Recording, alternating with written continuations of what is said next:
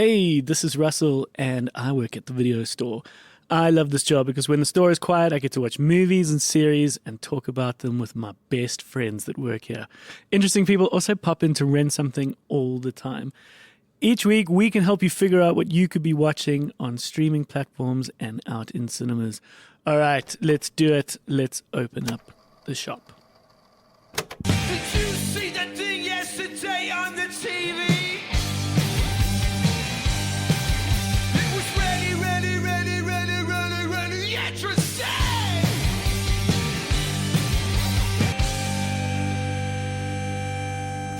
How's it? Good morning. How you, Cole? Yeah, great. How you, Kolski? Feeling all good and chipper. I don't know. You seem chipper. Yeah, and you? I'm good. Hello, everyone at home or in your car, navigating traffic. How you doing? I'm sorry for you. Welcome to the video store. My I'm not name in is traffic. Russell. I'm Cole. I'm joined by Cole, and today on the show we are going to have Jonathan Roxmouth, who is, we're going to get into it, a legend in South African theatre. He is a dashing man with the voice of an angel and super talented. And he has whisked Cole away to do a number of productions. Cole not only understands and knows cinema and is very eloquent on our podcast, but he also slaps the bass. Oh, no. He plays. Slapping the bass. You're actually a very accomplished pianist, but for this case, you're playing Thank you. bass in Yeah. a show that Jonathan is putting on. And we are enjoying all the time that we have with Cole before he has to travel the country and play in the show called Key Change. Exactly. You are starting out in Cape Town. Exactly. A theatre on the bay in Camps Bay. Why'd you say it like that? It's that Kiffness song. Oh, okay. Everything's okay in Camps Bay. I haven't it's heard that always- one. Haven't you? Uh-uh. It's always been stuck in my head. Okay. So now it's just Camps Bay whenever I hear it. What are the dates on that? We start on the 3rd of August until mid-August. Sorry, I don't know the dates. I'm No, not that's particularly fine. good at We will share the link. And Where does one buy tickets? that. Web tickets only. Web tickets only. Okay. Oh wait, that's not the website. It's webtickets.co.za. Sure, but it's Yeah, on web it's tickets. not South Africans know how to. CompuTicket. Yeah, South Africans know how to they get all their just tickets want to from. shop on bloody CompuTicket. It's so funny. And Like, it is why? called Key Change. Yeah, Jonathan it's called- Roxmouth's Key Change. Exactly, my Quite favorite specific. pianists. Quite specifically. And then in Joburg, we're back in October. Okay, cool. Yeah. So we are chatting now, and Jonathan is going to pop in to rent something, and we're going to talk to him. Amazing! I'm And so it's- excited. And it's nice that we're going to have this chat before you guys go off and start this show. Yeah, So at the time of this episode being released, the show is going to be underway in Cape Town. So Yeah. so get your tickets at Web Tickets for Key Change. We are also going to chat just a little bit about what we're watching. It's nice to catch up. It's nice to talk. We are in the aftermath, so to speak, of the Barbenheimer still dealing with the fallout. excitement. Yeah, there's still a little bit of radiation in the air, pink radiation, candy floss radiation.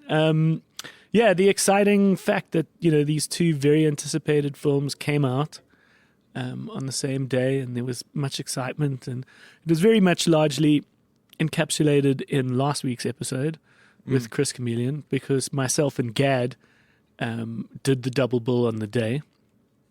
A few days before the films came out around the world, we were lucky as the video store to get these sneak previews, these media screenings. And Cole, you and Graham, other video store guys, all of us were able to do Oppenheimer at the start of the day, a bright early 9 o'clock start at Mall of 9 Africa. o'clock in mid-round. Which Don't know how was people do that something I every never day. thought I'd do for cinema, Yeah. but we did it, and it was effortless, and it was incredible, and we'll talk about it to some degree here now.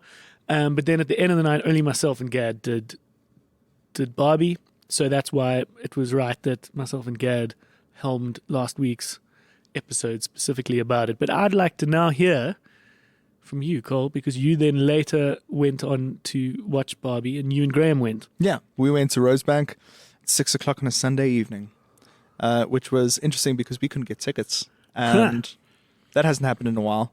It was Yeah. so good to see a cinema full of people of different ages, like teenagers, adults, grannies, and everyone dressed in pink. Everyone's excited for the event, That's lovely. right? Because we obviously went to the premiere Yeah. where you had to wear pink. Yeah, it was like in the invitation, right? Yeah, which, was to be expected and part of the fun. But you went on a random night to a random cinema night, yeah. and everyone was wearing pink. Everyone was wearing pink. And it just shows you that is the era that we live in where we can all document ourselves and document the event.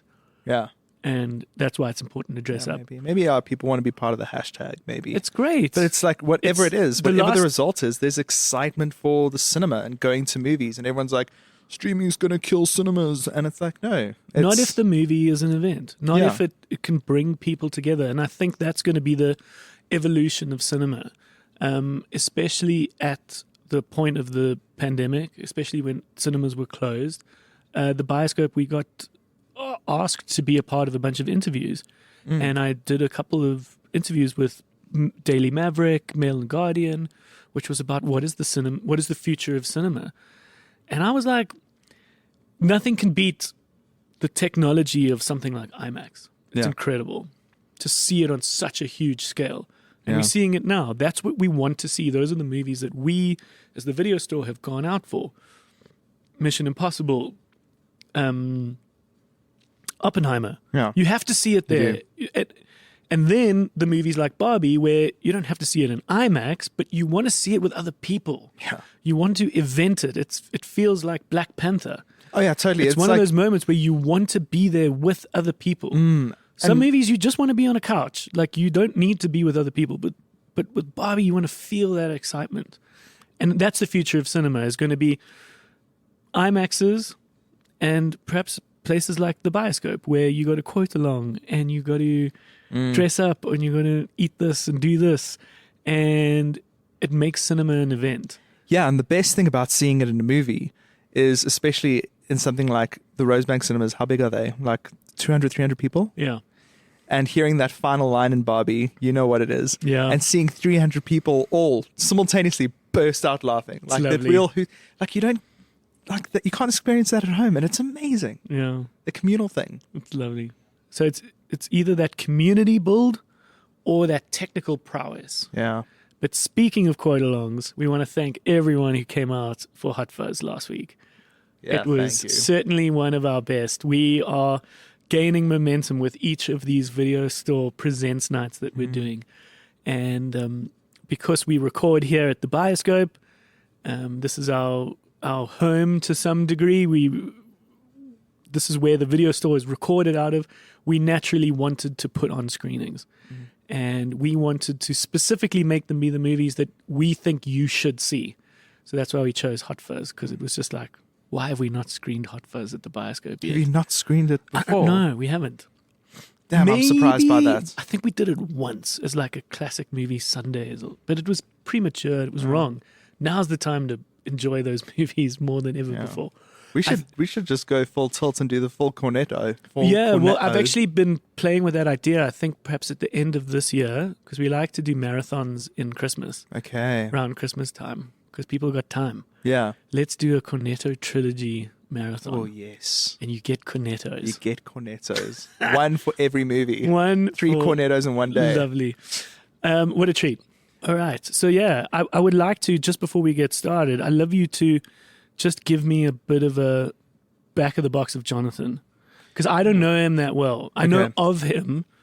You've obviously had a lot to do with him, but Right. just give me something on Jonathan. Give you something? I'll give Give you me all some- of it, baby. No, Jonathan Roxmouth is basically South Africa's leading man. I think, like, it's fair enough. Specifically for theatre. Yeah, specifically for musical theatre, right? Because I mentioned to my mom that we were going to chat to him, and she knew him. Oh, really? And I was Okay. like, oh, fuck. If my mom knows a theatre performer, then you know is he's it a miracle? transcended. No, not a miracle, but you know he's transcended something. Right. So people have heard his name. If he's that well Yeah. known. No, so Jonathan started off in the Barnyard Theatres. I remember being 16, watching one of his little, like, jukebox musicals that he put together called Rock Me Amadeus, which is about Amadeus coming back from the grave to do a rock and roll show, which is really cool to rock out. Cool. And that was the first time I saw someone play Meatloaf live on piano. It blew my mind. But he's done Phantom. So then beyond that, at all the teatro, those big productions that come to South Africa that are licensed here. So you get like Phantom of the Opera, you get Evita, The Sound of Music. Okay. Jonathan's been involved in those, right? Okay. I'm not sure if he's been in The Sound of Music. Sorry, don't quote me on that. My theatre knowledge is terrible. But no, Gaston and Beauty and the Beast was perfect in that role. Oh, I would imagine. He's a handsome man. Oh, So he's that, beautiful. Okay. All right. And then he's toured with the Phantom of the Opera. And I think he's played in like 15 countries or something. It's Okay. amazing. All right. Well, let's get into it. Yeah, let's do it. Okay. All right. We got to get to work here. Enough chit-chat. Enough chit-chat, man. All right. This is Jonathan Roxmouth popping in to rent something. How's it? Hi. Nice to meet you. Yeah, I've heard. I mean, I don't know if Cole said the right things. I've heard a lot about you. I've heard a lot about you. Good. Good things. And initially, like when he discussed about the store and everything, I was like, okay, well, it's nice to meet your friends, business partners, and all that. So Yeah. yeah. I'm excited to meet you because I have always taken a great joy in watching Cole's productions and all the things that he's been a part of. Yeah. I missed the last run of Key Change. Sis. I know. Yeah. Yeah. But I'm excited that it's Keep that to coming yourself. back. Yeah. Where do we begin? You are a full-time singer, songwriter, theater maker. How do you introduce yourself to people? Do you know? In this Would you day just say and age, I'm Jonathan Roxmouth? No, well, you know, they'll have the T-shirt. No, do you know? In this day and age, like to say I'm a musical theatre performer boxes you, and I think that that's a bad thing. So I just say I'm an entertainer. Okay. Because that can literally mean anything. And the way I learned that is, you know, when you're landing in a city overseas and you have to write that little form out. Yeah, I always just say self-employed. Well, the minute you say entertainer, it's like an air of mystery. Like, what, exotic entertainer? Like adult or like Is there a bunny? children's entertainer? You know, Is could there be a anything. bunny involved? Yeah, well, exactly. You know, one of my heroes is Barry Humphries, the late Barry Humphries, who was Dame Edna. And he always used to write in Dadaist. And nobody ever asked him what that means. Yeah, Because he said entertainer is basically a request for death. I knew someone who would send things via mail, and obviously was finding out that I think they were making clothes, or they were doing something that was people were stealing in the post, and she figured out if she wrote haberdashery on it, nobody bothered to look.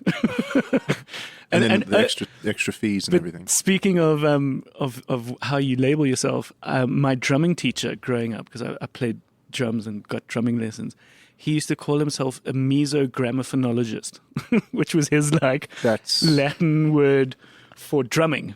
You know, stretched over, makes noise person. That's fantastic. Wow. And he So just miso means stretched over. So it's a stretched over soup. something. I don't know. This is bizarre. what he told me when I was like 16. And I was like, that's awesome. And he just said people took him far more seriously when he told them he was a mesogramophonologist. I need to get sort of some acronyms at the end of my name. Yeah. You know, that always people take Yeah. you seriously, you know. You cut your teeth on cruise ships. Is that right? No, I cut my teeth in the Barnyard Theatre. Okay. So I had a pretty traditional path, doing all the school sort of speech festivals and plays and musicals and that sort of thing. In fact, at the moment, I'm busy converting off, funnily enough, VHS, all of my home videos of all my old school productions. Wow. I was awful. But at the time, I thought I was Meryl Streep. Totally. This is you performing in school production. Yeah. Like I was Constable Bluebottle in grade 2, if you're interested. Iconic role. Yeah. And in a play called The Litterbugs. A And dream. I come on stage and I'm like, right, you two, in the corner over there. And it's like, it's so funny to look back at that because my mother always said, like, it was very clear what I was going to do. No matter, you know, she wanted me to go into criminal law. We live in Joburg. I'd never run out of work. That was the theory. But no, for real. Yeah. No, the woman has a point. Do you know why I never went into law? Because we don't have a jury in this country. Yeah. Or as I call it, an audience. Yes. So Yeah. I went into theatre and I did a gap year. You mean there's just going to be one person was watching my show? And they're dressed better than I am. Like, what the hell is this about? It's almost like being in church again, you know. Yeah. So I don't know if that's allowed, but there it is. I was fascinated with the whole making people laugh thing and getting applause, and that became like a drug of sorts. And I I was approached. I wasn't approached, but the school was approached by the Barnyard Theatre that wanted to do a production of Grease with age-appropriate kids. Yeah. Not like a Danny in his late 30s, which, Yeah, as we it's- all know, is très tragique. So I was just like, I don't know. It's so funny when you look at some of those screenshots. Stockard Channing. Yeah, She was 36. and she was meant to be 16. I mean, Yeah. and there she was sleeping with high school children. I was like, Oh my this isn't goodness, good. this is awful. Yeah. So yeah, went into the Barnyard Theatre, and at the end of that first year, What did you do first? Grease. yeah, I was the teen angel, lol. So Teen Angel. yeah, you know the beauty school dropout guy? Yeah. Act 2, only one song, perfect. Yeah. And I really, really responded, and I was just like, oh, this, it feels correct now. Feels right. Yeah. And my mum said, this is what you want to do, isn't it? I was like, yeah. Yeah. She's like, well then, I don't know if we can stop you, but just see how it goes. So Yeah. I've been seeing how it goes now for the past, crikey, maths, 18 years. Yeah. I did the school plays. I've said it on this podcast before. I had this miserable day on a rugby field in a training day in the afternoon going, what the fuck am I doing on a rugby field? Like, I play in a rock band. Yeah. Because I was always a musician. And I was like, what am I doing here? And then I actually don't have a memory thereafter of playing rugby ever again. I think I finished the season. But You had a moment of clarity. this moment was profound. And I Yeah. was like, now in winter, I'm going to now do the major productions. So I started as like a member of the band. Then I was one of the, general cast. And then by my matric year, I was the lead. You And I see? just loved it. Yeah, And I remember my dad shaking my hand on on one of the nights that he came to watch, going like, I get it. Like, well done. Yeah, that was kind of what I had with my mom.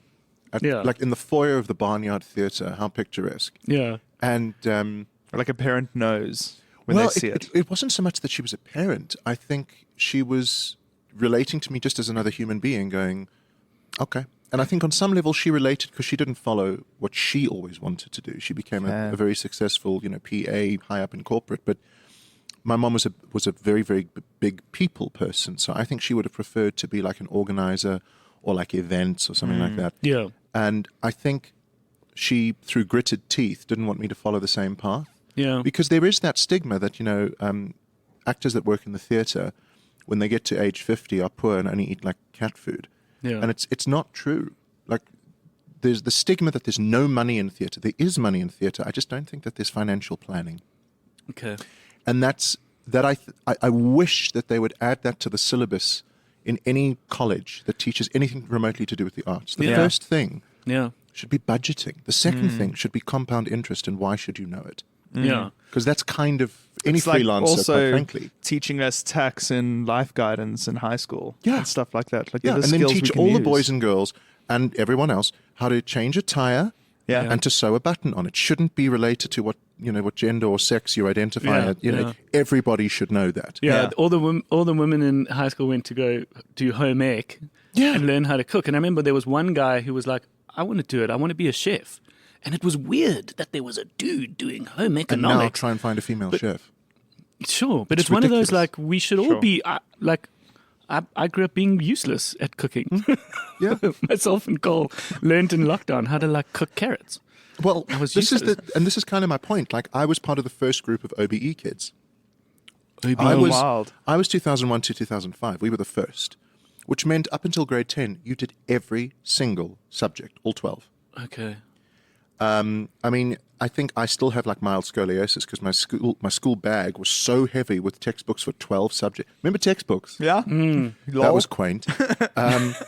And overhead projectors and all that world, Yeah. Yeah. But I'm very much a kid of that era. yeah, I mean, quite happily so. But the thing I'm very pleased about is I sort of got the most well-rounded form of education compared to people who then, followed.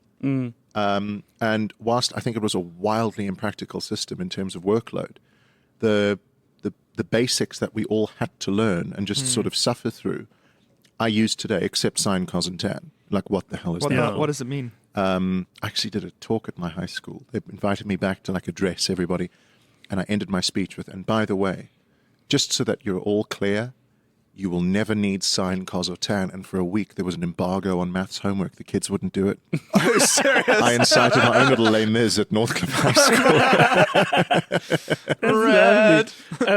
Okay, so you were launched pretty much straight in from high school, and were you consuming any kind of interesting musical theatre films? Were there other things that were inspiring you creatively from a film perspective at that point? I was always watching TCM, like those old classic film musicals, because not from a point of view that that was my hobby. I'd never ever seen somebody burst into song after speaking to somebody. I was just like, what the hell is that?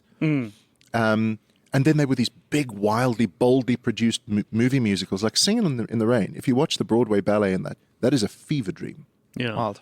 I mean, go check it. Sid Charisse with legs up here, dancing with a hat. I was like, what is going on? This is bizarre. And so did you remember watching Singing in the Rain at that point in your life, like 18, 19? Oh, how old are we? I had to learn how to tap dance for one of the school musicals. So what I did was I learned how to tap from Gene Kelly and Fred Astaire, because that was the only access. We didn't have YouTube. Yeah. So what I would do is I'd take a mirror and I'd point it at the TV, then look at the mirror, because it reversed his feet so I could copy what he was doing. And we had a VHS that you could slow down.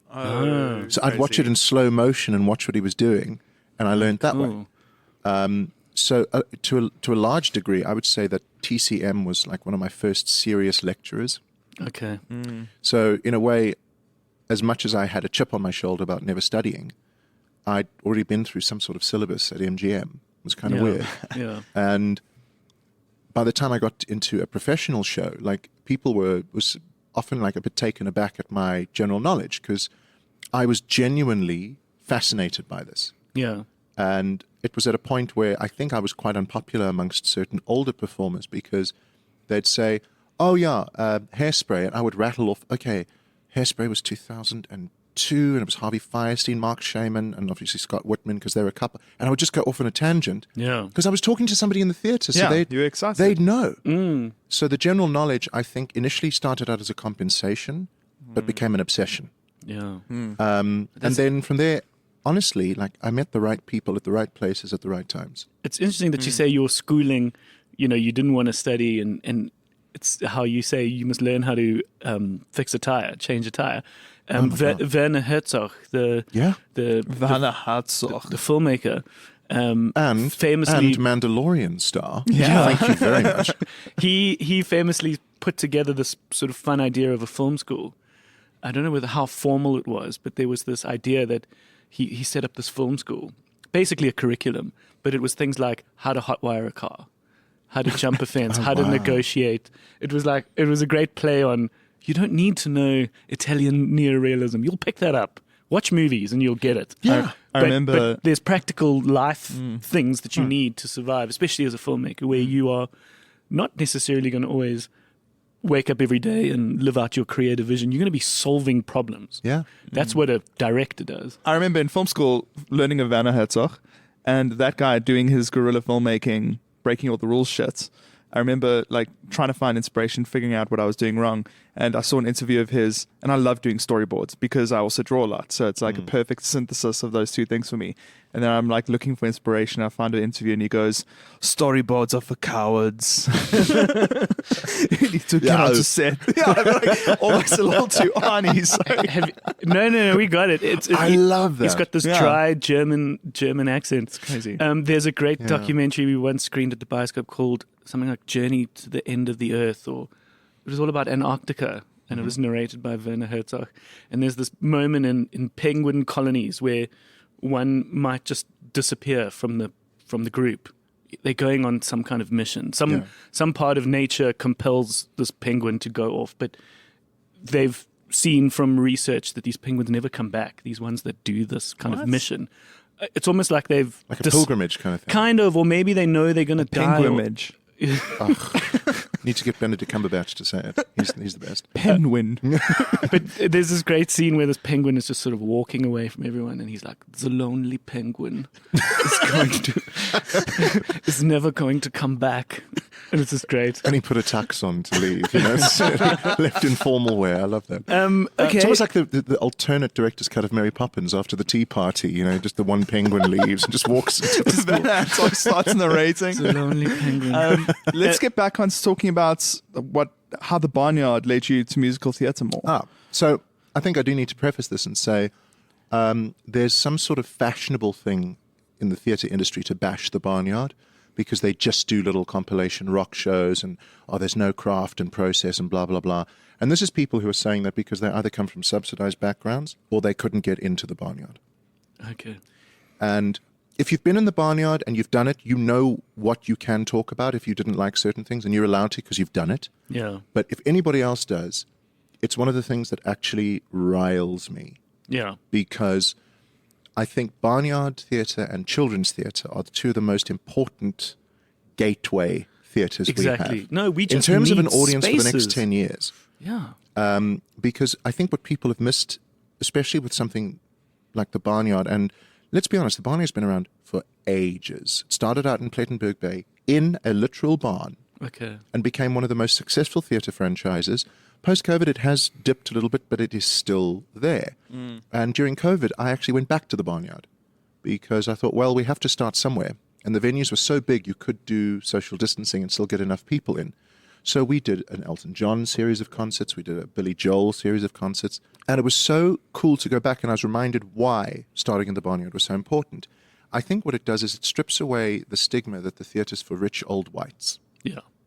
Which I think is one of the things we have to really, really rail against, because Yeah. it's just not the case. Yeah, sure. And, new theatres like the Fugard Theatre, the late Fugard Theatre in Cape Town, and even the Kalk Bay Theatre in Cape Town, they're putting on stuff that is more for everybody than has been put on in ages.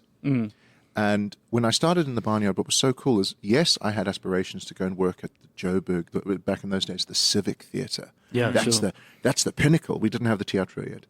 Or even if I was lucky, I could go work at the State Theatre. Yeah. Wow. I saw Phantom in 2004.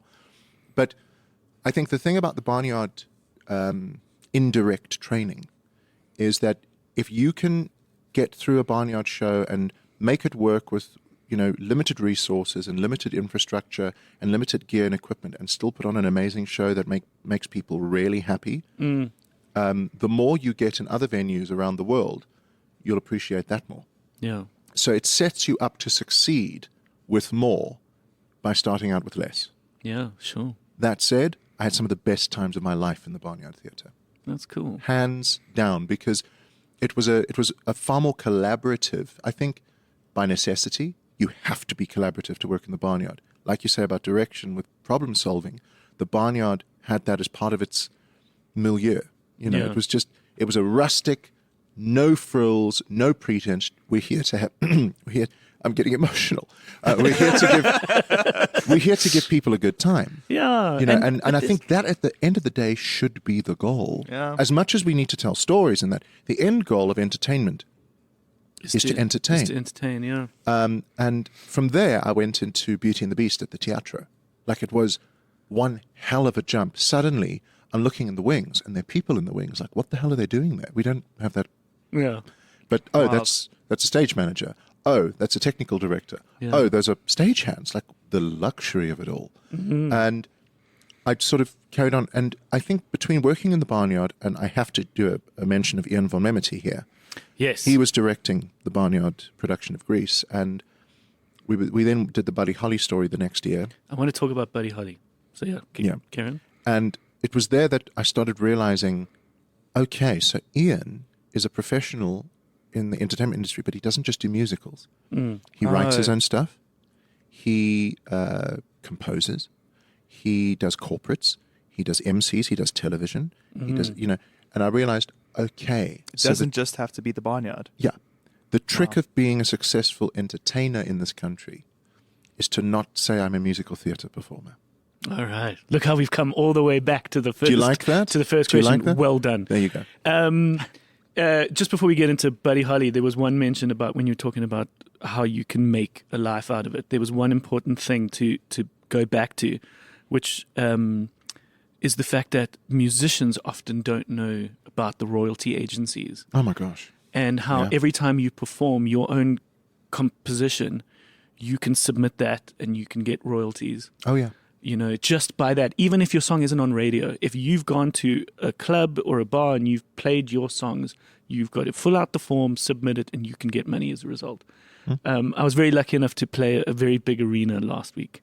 Okay. The band that I'm in opened for George Ezra. Oh, hello. Yeah. And so we played Sunbed Arena, which was lovely. Wow. And someone reminded me of that. They were like, don't forget to submit to SAMRO. What? Because for that amount of people, there is a chunk of money that is waiting for the composers. There's a chunk of money waiting for the performers. And you just got to submit. But I mean, this is a lovely exception because it's this one big night. But all of those shows can be submitted, but it just needs the musician to firstly Be know aware, about it yeah. and then put in that laborious task of Yeah. submitting. And I think what tends to happen is because people are trying to do so many things all at once, it becomes a matter of, oh, well, I don't have the time. Well, they might also have this punk rock attitude where they're like, oh, we just go and play shows. It's like, well, if you really want to be a musician, you got to set up that pipeline. Yeah. I remember someone Passive income, actually. explaining like publishing as this pipe. You got to build the pipe. Maybe there'll be a trickle of water, but if you do it all properly, like water can flow. Yeah. It can come to you and forever. And just now, one of your compositions gets put in some campaign 20 years later, and if the pipeline's built, you'll get the money. Yeah. I like that. But onto Buddy Holly. Buddy Holly was one of those productions that I think set a big course for my life. As Oh, a yes. little kid, The one at the State yeah. So Yeah. I would have watched probably one of the first incarnations of the Buddy Holly show. with the Craig Barney. Craig Barney, Yeah. yeah. And there was another dude as well that also was Buddy. They shared nights, or they swapped nights. It used to be, it was LJ, and then, of course, there was also Andrew Webster. Yeah, I'm trying to think who I There've been saw. a few. And obviously, the Buddy Holly story was a nice thing to speak about because it was a South African production. It was South African born and produced. No, it was that brought went- over from the West End. Are you sure? I always Yes. understood that it was conceived in South Africa No. and then it went to the West End as a result, and we were so No. happy. I wish Okay. that were the case. The Buddy Holly story was written by Alan Bettinson. Okay. Rob Bettinson.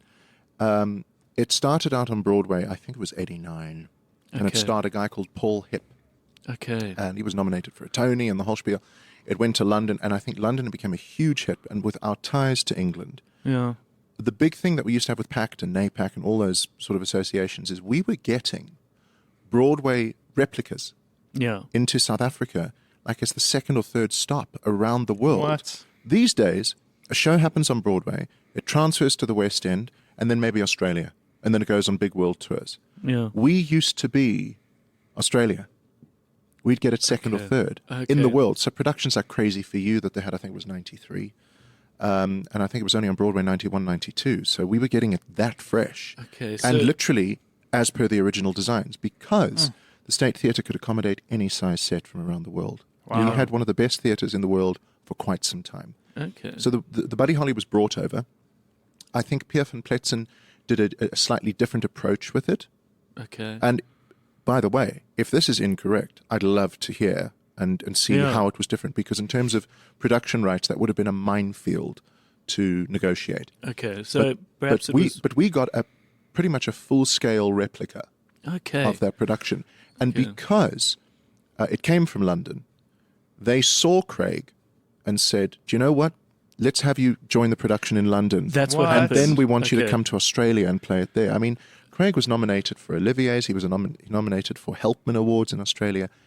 We're talking big level stuff here. And Craig represents the start of an attainable bigger dream for a South African-based performer. Not only were we proud of our boy overseas, the Afrikaans people have Onze Mimi. In the musical theatre world, we had our Craig.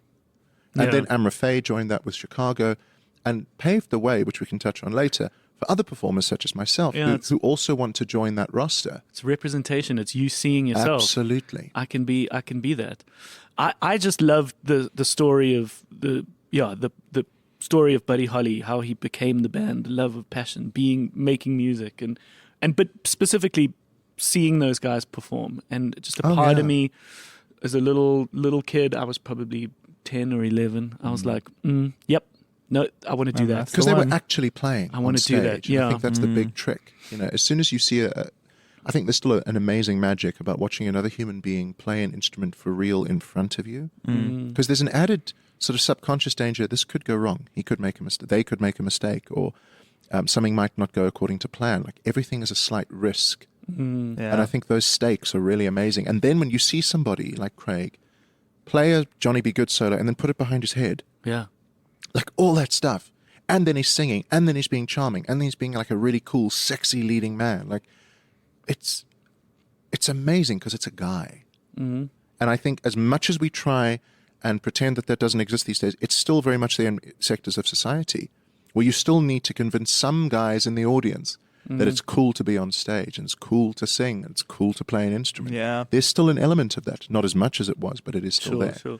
And when you can win that part of it, it's the same guy who, when they go to watch the Rocky Horror Show, says, "Yeah, I'll tell you what, that Frankenfurter, I want to have a beer with him."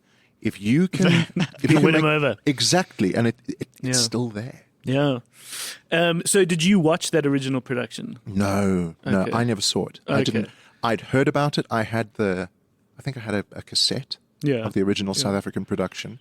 But I'd heard a lot about it, the myth and everything. And I went to school with Craig's sister. Cool. So he'd been a part of my subconscious, not just as a hero and a goal, but as a big moment in our history theatrically. Yeah.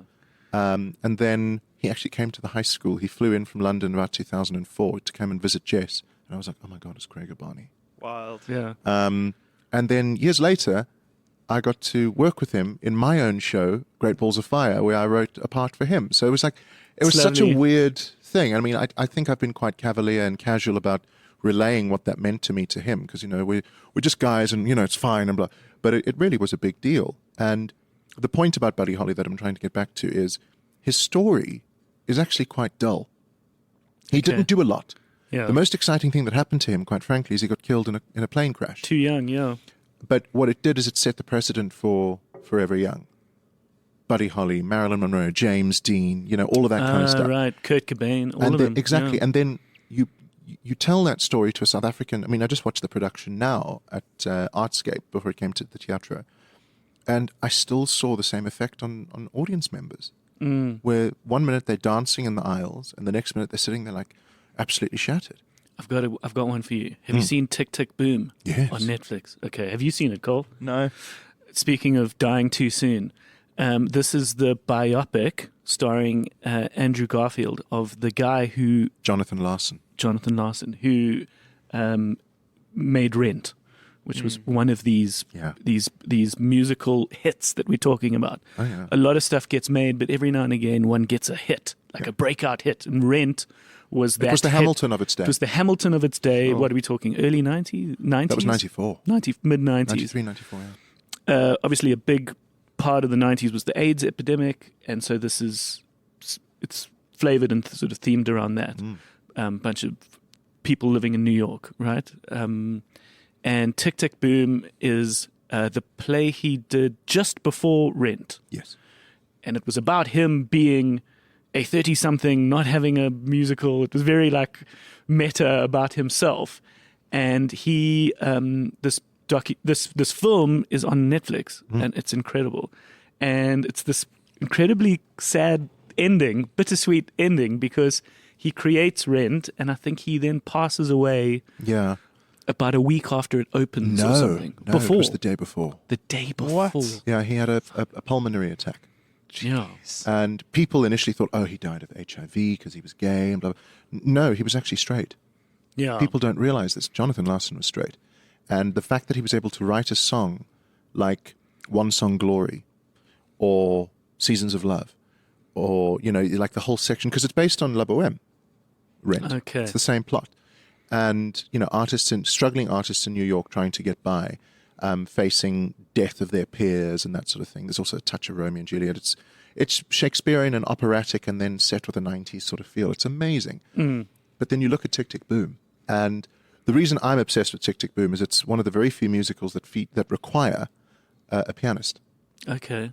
And it was on my radar for a long, long time.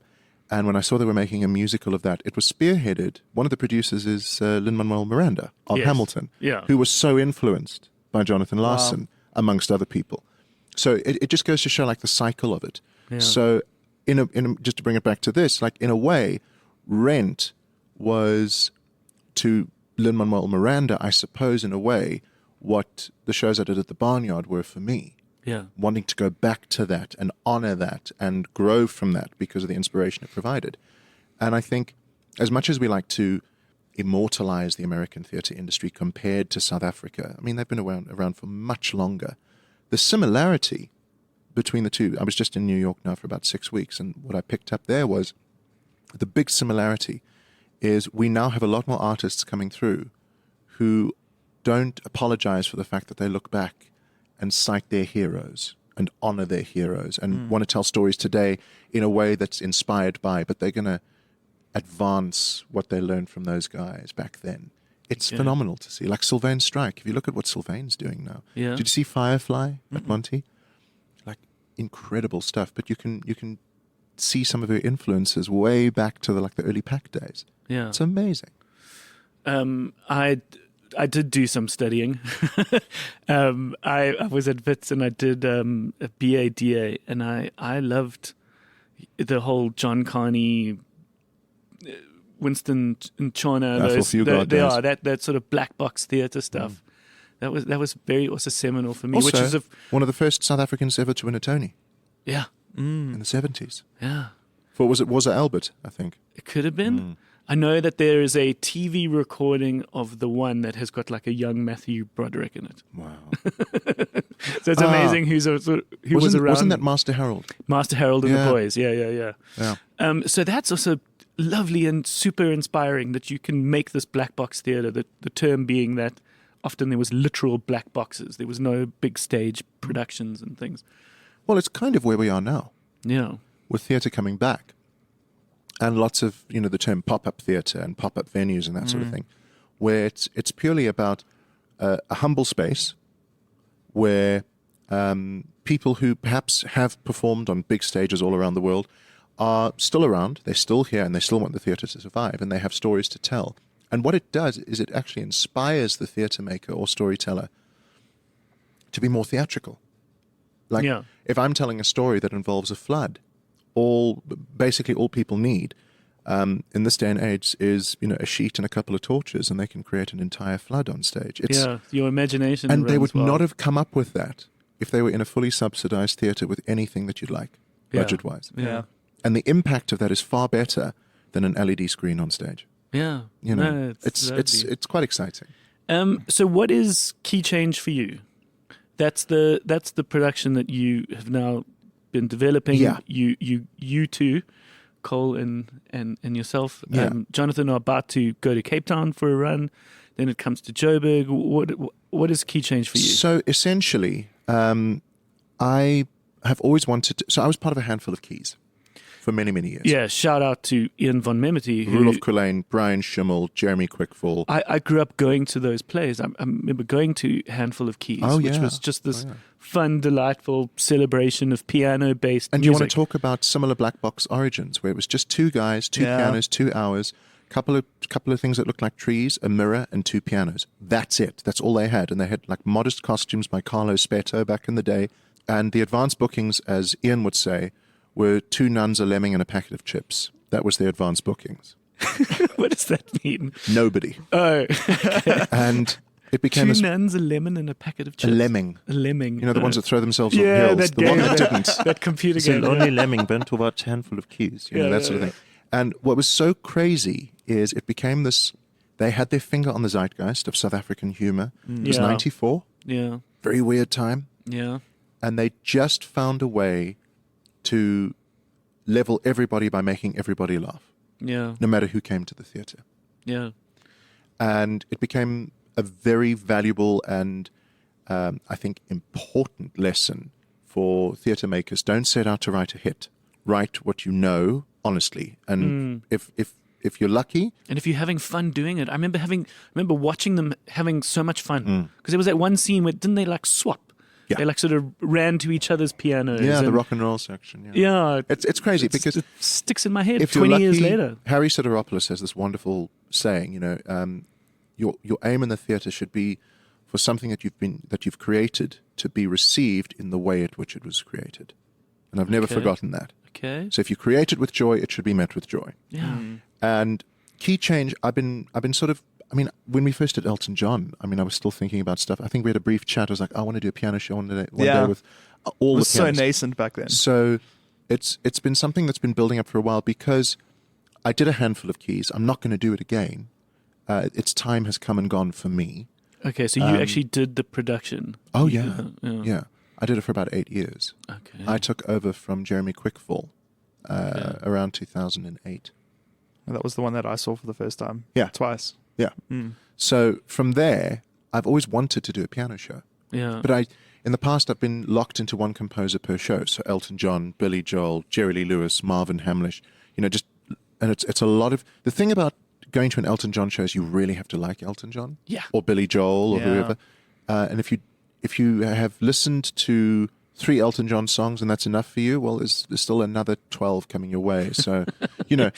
I always wanted a mixed bag that wasn't just a shameless compilation show. Not that there's anything wrong with compilation shows. Sure. It's just I've done them and I wanted to advance and grow a little bit. So the only way around it was to go, okay, well, here's this list of pianists that I love. And I had a little notebook, and on the left-hand side I wrote the name, and on the right I wrote, why do I like them? Yeah. And a pattern emerged. I liked them at different stages of my life. Cool. And I thought, okay, so that's the concept, but how do I link that to the show? Otherwise, it's just me at a piano singing, and it's a compilation show. What's the point? So I needed a hook. I knew that the title had to contain keys because a handful of keys was seminal for me. Yeah. And for the audiences out there, they see keys and they suddenly put at ease. Okay. That's quite. And I thought, okay, so what could I do? Keyboards. Ian had another show called Keyboard Killers. I was like, okay, well, that's taken. Jerry Lee Lewis was known as the Killer. So, and then I realized Key Change Okay. could be a really cool title. Furthermore, as I'd grown older, my taste in music had changed. Therefore, I'd There had you a go. key change at different phases of my life. So I was like, okay, I know how to do this now. So you're doing the what's called heavy lifting. You are revealing your own story and your own vulnerability Well, in the conversation I to didn't explain it. I didn't mean for it to become so personal. Yeah. I knew that I had to justify why I was singing the songs. Okay. Otherwise, the audiences are going, why is he doing Meatloaf now? He just did Disney. Like, what the hell's going on? So from that point of view, it sort of grew. And I think the biggest trick that I'm very glad that I took a leap with is I made sure that I brought people into the show that if I had a moment on stage of like huge vulnerability, I'd feel safe with those people being around me and witnessing it and then supporting me in it. And I think the alchemy of the show came from the fact that, between Cole, Luca, Kieran, Dan, and Gabriel, who were the initial cast, during rehearsal, we crafted that show together and added little things. And Cole would have wonderful little stories about, like, I did Claire de Lune. He said, oh my God, yeah, I remember that was in Ocean's 11. And I'd had that thought, but I'd sort of thrown it away because I thought, I'm the only person who'll think. I was like, oh, that's great.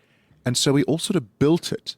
And the music turned out to be personal for the players as well. So they played it with an ownership that the audience picked up. And the joy that you saw in A Handful of Keys, Yeah. our audiences found in our show. Yeah. So much so that it became, hands down, the most successful show I've ever had. Okay. Ever. How many of the shows that you've performed in have been your own productions? Half and half. Okay. So there is a big chunk of your career that's been your own original stuff. And in different venues as well. Like I've covered everything from small British comedy review shows of like Flanders and Swan all the way through to full-scale like musicals that I've written about the life of Jerry Lee Lewis, for instance. So I've done about 9 or 10 original shows. And speaking of the idea of royalties, production, things coming back to you down the line, have some of these others lived on without you? Have you seen any of them? 2 of the scripts that I wrote actually received interest, and one of them is actually being developed as we speak. So that's without kind of cool. without you, which Nothing is to do with which me. is nice. Whoa, that's it's nice cool. that they can Yeah. start living on, and that sometimes that needs time. Sometimes it's not going to Oh, my happen gosh. immediately because everyone is like, it's yours, you just did it, or it was a few years ago. But provided that archive is protected and the score is written down yeah. and published and and posted to you with the date. available, and, then those things can live on, which is very exciting. I think the only drawback in our industry at the moment is because original work is such an incredible risk, because the audiences, particularly post-COVID, at least my experience of audiences in the theatre, has been that they want to stick with the safety of what they know. Yeah, sure. And a cultural curiosity is very expensive because it might not be worth that 200 Rand that you plonked down, but you went and you tried it. Yeah. When I was in Greece, I realized that there's a majority of the market that go and see things that they've never heard of before because they want to see. Yeah. And we might not necessarily have the budget for that at the moment. The other thing about developing shows is it takes so much time, Yeah. which means a lot of rehearsal. And as we know, nobody buys tickets for rehearsal, so it's an expensive process. Yeah. It's just you in the room, and you have to rent that space, that equipment, pay the actors, pay the musicians, and then you have to do a staged reading, which is generally free to get as many people in to form the piece, and that's phase one. And there are about 12 stages to writing a show. Wild. So no, it's- there's a reason why There's a lot of money that why goes those into it. Broadway tickets are so expensive. Absolutely. I remember getting this one ticket to go watch Book of Mormon, and when I found out how much it costed, I was like, I felt sick. Yeah. But it was a combination of birthday, Christmas, friends. We'd sort of done this whole thing, and I was like, I really hope this play is amazing. By the end of it, I was like, oh my God, it was worth every rand. Now, there it's a when different converted, situation but- because but the yeah. amount of unions that you're paying for with that ticket, Oh, that's the interesting. fundamental difference. We have no unions for actors really that require that amount of money. Saga is still coming up. Tada is still coming up. The only It's real... called Tada. Tada, yeah. That's lovely. The Association of Dance... Dramatic. Something Ta-da! dramatic. Is there something like that? They definitely were Dramatic like, Arts, the Association of Dramatic Arts. Okay. Tada. I mean, come on. It's lovely. But, I mean, you have a badar, so Yeah. fair's fair. Yeah, yeah. So, from that point of view, how's that for a throwback to the Well done. conversation? Nice. But the bottom line is, a Broadway ticket is that much because Yeah. those theatres are standalone buildings. Yeah. They're not attached to a mall Yeah. or a casino. Yeah. They are standalone buildings in the heart of Manhattan. So there's real estate. Yeah. Then there's the West End, labor. Then there's the unions. Then there's the union dues. Then, of course, there are all the other actors, things that you have to pay. Like, it's a lot. I remember a friend of mine who was a sort of ballet performer turned theater maker in Berlin. I think she was doing some stuff in Germany, and she was like, there's certain things where you're like, can you get on the ladder and do that? And the guy's like, I don't get on the ladder. Mm-hmm. Or like, I don't do this or I don't do that. I can go this far, but then I don't go that far. Where she's like, in South Africa, that climbs it. He just gets Well, up there and he does it. The international stuff that I've done, like, I'll be on stage and someone will spill a glass of water or something, or a prop or something. And I'm a South African, so what do? Oh, I'll just get a towel and I'll just...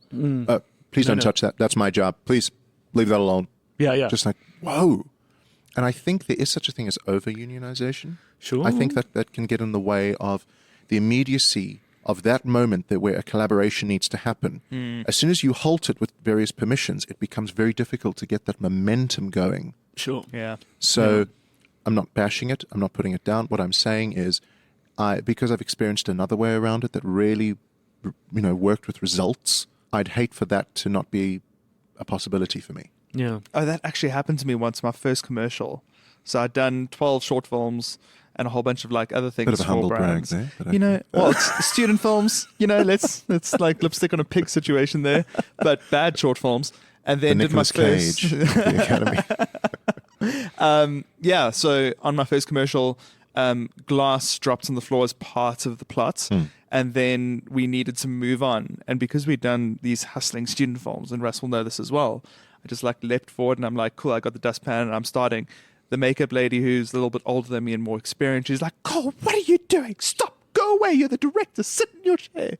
And I was just like, no, I want to help. It's fine. Like, let's do it. We can like set In up. the interests of time. Yeah, in the interest of time. And you're so used to it. And you just have to sit back and go, oh, okay, cool. I don't do this anymore. There's an art department person for that. Infrastructure. Yeah, exactly. And Yeah. it's so interesting to learn learn how different places and environments can be. Yeah. Yeah. What are you watching at the moment? Do you manage to consume stuff? I do actually. What are some of the things that you've I actually did appreciated recently? I did something really, really weird. I went back and I've rediscovered Bob's Burgers, number one, Oh, cool. which I absolutely love. I love the animated sort of iconoclastic humor Yeah. because there's something about Peter Griffin in Family Guy where he can say things, but because he's drawn, Yeah.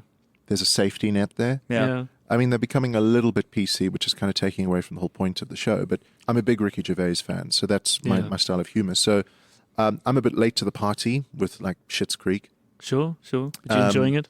I tend to, when I do watch stuff at the moment, it's all very frothy. But I've started getting into The Menu, which kind of messed me up a little bit. A little. And now with The Bear, that series that's come out, I'm curious about that. But the latest series of Black Mirror is making me want to do a lot of walking just to filter stuff through. Because when I watch the early stuff, I mean, Charlie Brooker, I think, is a genius. Yeah. You know, if you look at the Philomena Kunk stuff alone, like, but Black Mirror, it's the plausibility of it. Yeah. That's what frightens me. And No. I generally, I mean, I don't really like horror or suspense or that sort of thing. Yeah. Because a lot of it's far-fetched. The horror that really freaks me out is the plausible stuff. Yeah. So like the first episode in the new, or the first movie in the new chunk that have been released is all about AI and the use of AI. And Salma Hayek sort of sold her image, and now she's in the show, but this is within the show. I know. I think we're too close to that actually happening. We just spoke for me about to this find in it. this week's episode. Sorry. Yeah. That's the actors are striking against that very idea that they're going to sell their identities very to possible. be used in AI engines without their permission or rights. You know, so it released like last month, and it's being protested against this month. Well, I mean, I was going to go watch the new Indiana Jones movie, and then I listened to your opinions. But that whole section in the movie with the younger, like we've had a few instances now, like in Avengers Endgame with the young Michael J. Fox, forgive me, Michael Douglas. Yeah. That freaked me out. Yeah. And then in Star Wars with Leia. Peter Cushing. Peter Cushing in Rogue One. Yeah. I could not believe what I was seeing. Yeah. Yeah. What's his name? It's Admiral Tarkin. Tarkin. That's it. Yeah, the foul stench. Yes. Grand Moff Tarkin. And I was just like, this is Yeah. like I remember Yeah. at the end of Rogue One when Leia turned around and said, you know, what do they give you? And she says, hope. Dun dun dun dun dun dun dun. I was just like, I don't know how I feel. Yeah. And I understand she'd passed away. So we had to in that instance. But I remember thinking, what's going to stop them doing that to the guys who were alive? Yeah. Like, that's terrifying for me. And then they took all the old footage of Harrison Ford from every film he'd done when he was younger, created this, it's like real life Sims. Yeah. You know, I find that terrifying. It Have you is seen terrifying. the dude that does the deep fake of Tom Cruise? There's a guy. yes. Yeah, that guy on Instagram. Yes. He's obviously got a frame that's remarkably similar, but then he uses deep fake to become Tom Cruise. And then he's dedicated himself as an actor to sort of mimicking his Yeah. movements. Have you and seen the his guy that does acting. Elvis? Oh, no, I haven't seen it. It's Elvis. chilling. Really? Yeah. Yeah. Because he's, first of all, his face shape is very Similar. close. So the Yeah. deep fake is so spot on. You know, was it Captain America where they had Steve as the young skinny guy? Yes. Yeah. Like that, I get why. Yes. Yeah, We needed. need to make him He skinny. couldn't Christian Bale it. I No. understand it. But I look at that from a funny point of view. I'm actually kind of thrilled for a theatre maker's point of view because you can't do that on stage. Yeah. Yeah. We're still safe. interesting. You know Yeah. what I mean? They can try with holograms like the ABBA concert, Oh, yeah. but I think that's why I do a lot of my stuff in shows is like Key Change, for instance. There's no fourth wall. It's very much talking to the audience, not at. So the room for improv and ad-libbing and incorporating things that might happen during the course of the show renders AI impossible for us. What's the difference between to and at? I think with a performance that you're watching where there's a fourth wall, you talk at the audience As if they are not there. as if you don't see them. Whereas in a review or a cabaret or the sort of Frankenstein production that we do in terms of genre, I'm literally looking at people and engaging with them and talking to them, including them, as opposed to pretending that they don't exist. Okay, got you. Yeah. And it's interesting because I think that's going to have to start informing a lot of the theatrical creation moving forward, just to safeguard. Exactly. It's interesting. If anything, it becomes a more organic entertainment experience that people will start seeking out. And from a business point of view, they'll come again. Yeah. Because it's never the same show twice. Yeah, that is what we love at the Bioscope. The fact that when we do the live improvised theatre shows, or when we do comedy, I just love the fact that like you are part of this moment that can just never be repeated. Well, that's technically what theatre is. Yeah. You know, film is preserved and is that every single time. Whereas theatre, even if you are an incredibly consistent performer, it's impossible to deliver it exactly the same way, at the same time, at the same moment, in the same place every night. There's always an element of organic creation there. As soon as you take that heavily scripted aspect away, and you add that spontaneity, again, that sort of extreme sport aspect where, okay, let's take a leap. Let's see what happens. Yeah. There's an energy that creates, that the audience goes, this was a bespoke experience just for me. Yeah. And we're in an age now where bespoke is the name of the game. Yeah. Oh, yeah. Nobody wants a mass-produced product anymore. They want something just for them and, you know, bragging rights that At they can then least go the into feeling Instagram. that it was just them. Yeah. It was like all the times in the Joburg run where we were struggling with the load shedding, and the way John had to integrate that into our shows, because it would interrupt us unpredictably, because they would say it starts at 8, but then, you know, when's it going to Would go go? off at 25 past. You know? So we'd start the show, and then halfway through a number, ooh, and everything in the show is electronic, so I can't play acoustically in the dark. Yeah. So we incorporated that gag that could happen at any point. And it became a thing where audiences were telling each other, oh, I was there this night. It was better than yours because... and you sort of created like a badge of honor. Yeah. And, you know, in a funny way, it really added to it. And every now and again, we'd have a show where it was absolutely fine. We went straight through without any load shedding. And I thought, what's the load shedding? Yeah, exactly. Because then John would also like cycle in 1 or 2 numbers that like, so we start to become familiar with the show, and you can feel like in your first couple weeks or shows that I'm still laughing at all the jokes because they're fresh to me. Yeah. And like they're funny and they're delivered differently every night. So you see the nuance, and It's just fun to wildly watch. unprofessional inconsistency. That's essentially what we're celebrating here. We're loosey-goosey. Yeah, exactly. And what would happen is John would start, in order to anticipate load shedding coming and not having it interrupt a number, he would start throwing in these things that we hadn't seen before as the band. Yeah. Not only for the audience, Yeah. but then it became this entertainment thing for us. Yeah. And then what that does to your energy for the rest of the show, then you start to remember it. Oh, yeah. And that's like in a show where it's like 50 performances that we did at the start of this year, you can't like differentiate one night from the next. You'll go, oh, that first one where he did that number for the first time. Yeah. I remember it. That's And it makes cool. it so fresh. I saw you got yourself a green card. Yeah. So What was that process, and what does that mean for you? I applied in 2017. Okay. And I had I suppose you can call it a theatre angel who sponsored Like endorsed the entire process, the because back then application. it was 3 payments of $2,500 back then. Yeah. And I'd had a conversation with her, and she was saying, you know, darling, when are you going to Broadway? I was like, well, I'm in the process. I'm busy. You know, I'm working on it. She said, what do you mean? I was like, well, it's going to take some time. I didn't want to say, because you don't want to become like a trawler. Yeah. You know, there's too many of those people that are like, oh, if only I had, and then they hint, and then, you know what I mean? I hate that. Yeah. That sort of, I suppose you could call it convenient poverty. I can't bear it. Yeah. So she said, well, what are you doing? I said, well, I'm saving. It's just going to take a while, but I'm on it. She said, well, how much is it? I said, well, it's this, and I'm here, so probably by the end of next year we can get it. And once I do, I'll let you know. And 2 days later, she called me up. She said, not a good enough reason.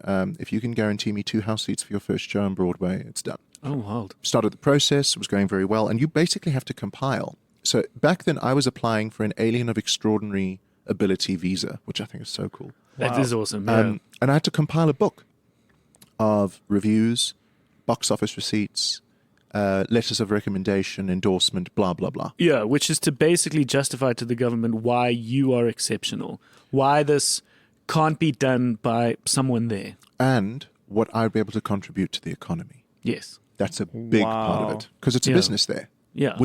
They don't use the word business as a bad word the way we tend to in theatre here. Here you're branded a mercenary if you do it for the business. And there you're branded as a professional. Yeah. Interesting. So yeah, it's interesting mindset shift that has to happen. And I got a call from my lawyer. Not a call, it was an email out of nowhere. He said, don't ask any questions. Can you get the following documents submitted by the end of X date? I was like, okay, cool. And I did. And 2 weeks later, Trump became president. So he knew to expedite it. Yeah. And he basically what happened is immigration policy came under review. They can't say frozen, came under review. Yeah. So I was part of the last 13 applications that went through. Oh, wow. And I was granted. But what I hadn't read is that it was no longer a visa. It was now a proper green card.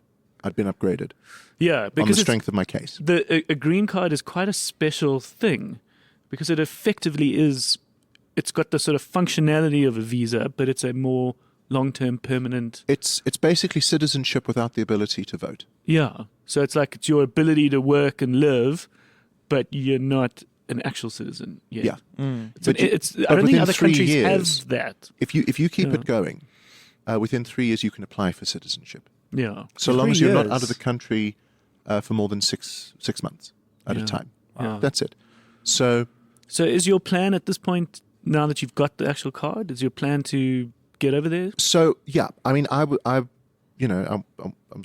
sort of on track to join the cast of Phantom on Broadway at some point.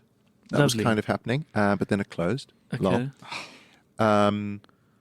I basically got to the point where they'd said, okay, well, once your papers are sorted, let us know. Okay. Oh this my is God. this is the production of Yeah. Phantom of the Opera. And one of my big sort of partly sentimental but also professional goals was to be the first Phantom on Broadway who happened to be a South African. Yeah. That I thought was really cool. Yeah. And I mean, I don't want to get like too philosophical about it. I was on a cruise ship doing a job, and I'd just found out that it was now updated to a green card. So, all the obstacles were gone. Yeah. 3 days later, Phantom announced they were closing. Oh. From what reason? Just they had not recovered financially after COVID, and Okay. it cost about $950,000 a week to run, and they just Yeah. weren't getting that. But I mean, it can come back. Well, so Yeah. I sat in the cabin and had like full Titanic vibes. I was like, oh, where's Rose? I want to fall off a door. And, Just hold on. I was John. like, hold on. it's like, what am I going to do? Like, what am I going to do? And I thought, well, fuck it. I just need to contact. Jesus, you've got the key to the fucking door. Well, Yeah. I was focusing on the door that had just closed, but I hadn't realized that the You've key got I this had master key now. precisely. Yeah. So I sent out emails to everybody I'd ever worked with in the States. Yeah. And suddenly I got interest from Chicago, and suddenly I got interest from, and I was just like, okay, Chicago, the city or the play? the musical Nice. on Broadway. Okay. And I would not have sent those mails out if Phantom stayed open. Yeah. Because I was Wow. like, okay, well, there I'm going to go. Yeah, Not because only- before that, you were so enamored with Phantom. That was like the dream. well, right? I also sort of obsessed about it so much. And I suppose there was an element of ego that, well, I'm due. Okay. I've done it for all this time. I'm owed. I think for Yeah. context for everyone, how many times have you done it? What's the track record there? Oh my goodness, it was close to 700 odd performances. I must have So, watched you, yeah. Teatro? I think it was Old State. No, that wasn't me. Oh. Lol. Lol. So, yeah, it was interesting from the point of view that I think I'd become a bit lazy in my dream Okay. of doing it. Okay. Yeah. I'd taken it for granted. Yeah. A bit of like stale entitlement had crept in, and I didn't realize that. And I remember sitting there going, why am I so devastated that one show's closing when there's the whole rest of Broadway there? Like, why am I thinking that I'm only a Phantom?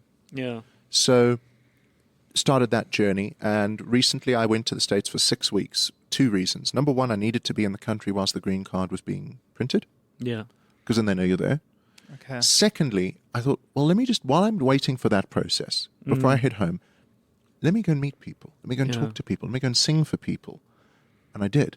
And what was very good about that trip is I realized I don't have to do that old 90s thing where I'm going to New York, so I have to sell everything, go and rent a shitty little apartment of like 30 square meters, You know, eat crackers for 6 months and be really poor until I make it. Yeah. Post-COVID, with the technology at our disposal, even the Americans that are in neighboring states, they send tapes. Yeah. They don't just go and live in the city and wait for it. That's a waste of money and time. So I realized I can still have South Africa as my home, but I could have New York as my office. Oh, interesting. It's possible. Yeah. Amazing. You can actually have it both ways. Because a lot of the contracts that I'd be looking at now in terms of Broadway replacements are like 6 months. Yeah. Doable. Some of them are 6 to 8 weeks. Dream. Amazing. So, look, if I join a production that starts from the ground up and we eventually take it to Broadway, I'd have to be available for a year and a half. Do you have people around you here? Or are you quite solo? Are you a lone wolf? I've got a small core group of people here, but that wouldn't change. But you no partner. Or, Oh yeah. You got- Oh yeah. So what I'm saying is, in terms of my little world that I've got, I'm secure enough that I can go away for a year if I need to. okay. Because at the same time, we're not living in the 20s where only the Wright brothers are able to fly. We have several airlines that are, you know what I mean? Yeah. Like, it's a different world. With WhatsApp calling, you can call anybody from anywhere with Wi-Fi. You don't have to like put your roaming on. You know, it's possible. Yeah. And what I realized going to New York was I have a really lovely base in South Africa. I met a guy called Paulo Jot, who was in South Pacific a while back on Broadway, won a Tony. He's from Brazil. He still has his home in Brazil. Yeah. Sure. He has an apartment in New York that he stays at when he's doing a show, and that's it. Yeah. You know, it is. You don't have to do that old thing of like getting rid of your life to go and try build another. Yeah. You don't have to do that anymore. So it was a good trip from that point of view. Okay. But what really was quite cool is I came back to South Africa and I was like, I know we have our stuff here, hey. I know we have our corruption, we have our load shedding, we have this and that, but honestly, I would be very happy to still keep my home here Yeah. so that I don't have to pay $6.75 for a coffee every time. Yeah. There's No, so the much quality more to of it. life in No, South the grass Africa is is- greener on the other side. That's because it's astroturf. Do you know what I mean? Oh, interesting. Yeah. Yeah. So Lovely. I love that. I think on that note, I think we should. I need Yeah. to get my videos actually before I Yeah. go. Would you want to watch Tick Tick Boom again? Yeah. Okay, so we're going to rent that because I think Cool. that's important. What would you want to see more of now? Do you know, I actually went on a Steven Spielberg kick a while back. Well done. Okay. There was a great documentary called Spielberg. I haven't watched it. You've got to watch it. Yeah. It's Have you seen The Fabelmans? no. Okay, we're going to rent that for you. Okay, Yeah. Because cool. that's his new film that he was nominated for, which is very autobiographical. It's about his childhood Now and he his talks parents. about that in the documentary. So yeah, I want to see. But the other thing is, I want to try and get hold of Close Encounters. I want to Okay. go down that road again. I haven't seen Amazing. Close Encounters. Haven't So you? do you know the whole No. theory about the third kind? What the third kind is? No. So there are 3 types of encounters. The first encounter, With an alien of great ability. What is your Extraordinary. extraordinary Hello. ability? So there was, I don't know where I saw this, but it explained the title because I was like, why the third kind? So a close encounter of the first kind has something to do with seeing a UFO. Just seeing it. Yeah. It's it's your level of exposure Yeah. to the alien. and then yeah. the second kind is, I think, I think it's verbal contact. verbal or something. Yeah, auditory. But the third kind is physical. Yeah. It's like right in front of you. So I was like, oh, okay, that's great. But I forgot that Richard Dreyfuss is in that movie. Exactly. So yeah, I'll take It's that so one. bizarre that he was like this incredible actor from Jaws, Mr. Holland's Opus, Close Encounters of the Third Kind. Mr. And then, Holland's Opus was a good movie. That was really yeah, good. his son's name was Coltrane. That was my nickname with Lindsay in Trinity. Okay. There's a Everyone was like, very Coltrane. there's a very interesting movie coming out called Jules Mm. that's got Ben Kingsley in it, and it's like, here's the pitch: imagine making E.T. today, but instead of a little kid encountering the alien, imagine like a fuddy-duddy old guy, So Up. but an alien. Yeah, Yeah, but up on an alien. but like yeah. this alien, Love this that. alien crash lands in his garden, and he's this old guy that everyone thinks is a loon because he's talking about, oh, and by the way, an alien landed in my backyard last night, and then they encounter this alien, it's this like humanoid, quite cute little creature that they like get to know, and look That after. sounds great. And then it's from the trailer, it looks kind of similar to an ET in that they got to protect it because if the government finds out, then they're going to take this Oh, cool. this thing away. I don't know where it's coming, but I just saw a trailer for it. That is so cool. Jules. I think as a double bill, I think Close Encounters and The Fablemans is really good. Maybe watching The Fablemans first and then watching Close Encounters. Yeah. Because Well, both are about the family as well. exactly. Yeah. So Graham and I, the other clerk here, we have this because it's one of our favorite Spielbergs as well, and we have this disagreements over what it's about. And I see it as a divorce because it's about an obsession, like a midlife crisis. Yeah. And he like physically destroys his home, like as a metaphor in Yeah. that movie. This and is in then- Close Encounters. Yeah. Okay. And then Graham is of the opinion, I think, that it's just about like an affair. I think not a divorce, not about separation. So it's about trust. Yeah, but his mother, I don't know who it was that pointed it out to him because I know he had discussions with Francois Truffaut. How do you pronounce his name? Truffaut, whatever. Jeez, croissant. No, I'm sure it's more French, but I mean, in my head, It's more just French. He Truffaut. acts in it. He acts in it, the French New Wave director. And I think it was him that said that his mother was a musician, his father was a scientist. And in the film, they use music to talk to the aliens. Yes. And he never realized that he was actually subconsciously processing this. And I think the discussion that we've been having about key changes is like a similar thing. We're talking about like you're putting yourself into the work, right? And then you discover that. I mean, I think that the sort of side story about this that I've only just remembered now is I had one of those, it's like a small keyboard like that where the speaker is a round thing on the end. Yeah. But there's no black keys. It's all just white key. In fact, they were different colors. And there were all these preloaded sounds and songs in that. And then it would light up the keys and you had to try and I think it was like a cognitive exercise thing. But one of them was Close Encounters of the Third Kind. And I hadn't seen the movie. I was a kid. Dun, dun, dun, dun, dun. And I was like, but the words don't fit. Close Encounters. So I would always play it. Close Encounters of the Third Kind. Just sort of stay there. And when I saw the movie the first time, with that whole thing is there with the lights. Yeah. And it's a baseball stadium, isn't it? I don't know. Look where they like play the basically- music or something. Oh, yes. Yeah. Where it On comes like a to baseball lands. organ. Yeah. So I remember putting because the other thing that had baseball theme on that keyboard was dun dun dun dun dun dun. So I used to do a medley for my folks whenever I did one of my little concerts in the lounge, and it was always a double fill of dun dun dun dun dun dun dun dun dun dun dun dun. So it's, Best mashup ever. absolutely. I think there's two categories of kids that have put on a lounge performance and Yeah. kids that wouldn't in their wildest dreams do it. I have All three of us. I have performed a number of lounge performances, Oh my God. some of which were even Buddy Holly themed. There you go. Where we came out to the CD and I was Buddy Holly and like my parents and their friends just had to endure. I'm sure they were proud of me, but Yep. I'm sure they were like, "Oh God, they're going to." I did the Sound of Music once. Now we have to. Now we have Well- to do the show. Well, I look back at the videos that I'm recording now, sort of converting now. I'm like, imagine being a parent having to watch that shit. I know. Well, It's up there with putting the crap art on the fridge. It's like, no, it's but awful. they love it, and I can tell you now. Last week, I was playing those arena shows, as you said. But one of the things I had to do in the week, which surprisingly I took great joy being just as excited about, was watching my niece in her primary school production of Moana. But you see, there's a And plot. I was like, no, It's not self-scripted.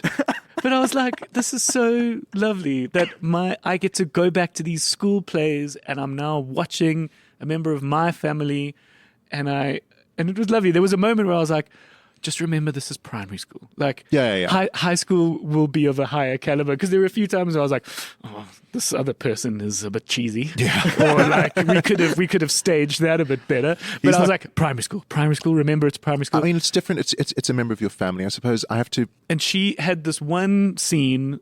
So she had this one like 10-second moment. I was so proud of her. And I was like, it just took me back to I mean, being in those things and how much that meant to her and just the seeds of it. I hope that I'm able to have that moment one day when I have kids. I mean, because otherwise, can you imagine my note sessions with my kids? Oh my God, no, John, that's forbidden until do you they're know what like I at mean? least 18. I don't know what your intention is in this moment, but what you're coming across is under-energized. I just need you to know. And your kid's like, Dad, I want to be a criminal lawyer.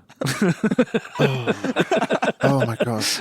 It's like that wonderful, is it I don't know if it's a Key and Peele sketch where the kid sits his parents down and says, Mom, Dad, I'm straight. And then the father's like, this is not my child. Then he goes on and on. So yeah, I mean, I don't know. Hopefully I'm able to just like fall in love, but I also don't want to be a stage parent where I'm just like, I know, I my don't. kids are most 5, talented. 6, And then you look at the 7, 8. videos and like, my mother used to tell people that I was extraordinary. And I look back and I'm like, the woman was delusional. Totally. No. But that is It's her belief that made you as good as you are. no. That's important. You got to be told Yeah. you're special in some shape or form. I mean, But given not all the time. yeah, not to the point that you become a precocious little child, but Yeah. But there is something so profound about having your parents give you that Well, the encouragement stamp of approval. I mean, yeah. and just that respect and just being like you were special. Like there was something about it, and then you just grow up going like, I've got this. Anyway. I don't know if it's worth including in that discussion about watching your kids perform, but there's a tweet that I've never forgotten. It was actually screenshot and put on the subreddit, "Kids are fucking stupid," which is brilliant to watch, by the way. And this guy said, I had to cancel my tickets to Glastonbury this weekend because my children had to do a school thing or like there was an emergency, whatever. And I was devastated. My kids found out. They put a production on for me in the back garden. And I cannot stress this enough. It was fucking awful. It's like a Gore Vidal. Oh, that's brilliant. So good. Magic. What a lovely note to end on. Listen, Jonathan, it was great to meet you, man. You too. And I'm so proud of everything that you've done. I mean, I think it's amazing, and I'm so happy for you, I guess is the better Thank you. term. And I'm excited to see where all of this goes and what the green card can unlock, because I know that can just Yeah. make things so much easier. And do you know what the thing is? Once I figure that out, the first thing I'm going to do is I'm going to come back and I'm going to go to as many colleges as I can and let them know. Yeah. Because if I could have a conversation with Craig Barney in the school hall of Northcliffe High School in 2004, Yeah. damn right I'm going to have those conversations with kids once I know what I can Yeah. tell them. Lovely. It's amazing, John. Just going to take a handful of mints out the bowl here, and thank you. And be on your way. Thanks, man. Thank you for your time. Thank you, guys. Thanks, John. All right. What a great chat. Right? I really appreciated getting to know him. Yeah. He speaks so well. And he's witty as well. He's so witty. There's like quick little quips where he knows he's made a joke, and he's sort of sneered at you and Yeah, I. no, he's it's been a joy being backstage with him for such a long period of time and having these moments where we get to know each other better. I'd Because imagine. people that are innately funny can see that I'm an easy target for a laugh because I laugh at anything. Yeah. And you can just see him always do that. He like cracks a joke and then gives me a little side eye, like wanting to see my laugh. You know? No, it was a real treat, and shit, especially when one speaks of the Buddy Holly show. I mean, I've expressed it in the chat, but it was just so formative for me. Oh yeah. And representation, like just me seeing a dude become a musician, playing music. I just was like, I can do this. I can be It was part a of that. watershed moment. And I want to perform as well, Yeah. theatre and music. One thing I want to say, a quick little thing, I didn't articulate it well enough in the chat. The drumming teacher that I said called himself a mesogramophonologist. Yeah. It was quite important that he would bring that up at dinner parties. It was a litmus test to see whether someone was pretentious or not. That's an important thing to mention. So he learned that when someone said, "What do you do?" and he says, "I'm a drummer," he felt like he was always a bit judged. So what he then would do is he made up this term. He's a mesogramophonologist, so that if someone was a bit stuck up their own ass, they would go, "Oh, okay, cool, yeah, like Amazing. I know what that is." Yeah, exactly. I know a few of those.